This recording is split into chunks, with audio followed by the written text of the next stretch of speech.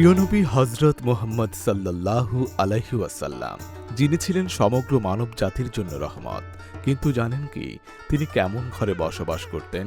আজকের দৃষ্টিতে ভাবলে অবাক হতে হয়। মদিনায় তার ঘর ছিল খুবই ছোট, মাটির দেয়াল আর খেজুর পাতার ছাউনি দিয়ে তৈরি।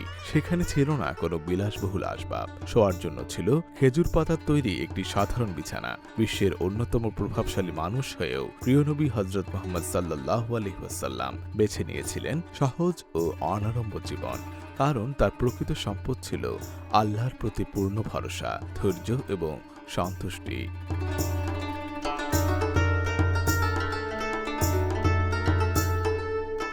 গুলশান শুটিং ক্লাবে নির্মিত এই অবয়বী শেখায় সত্যিকারের মহানতা বিলাসিতায় নয়, বরং চরিত্র, নম্রতা ও তাকওয়ায়। তাই নবীর জীবন আমাদের জন্য শুধু ইতিহাস নয়, এটি এক অনন্য শিক্ষা।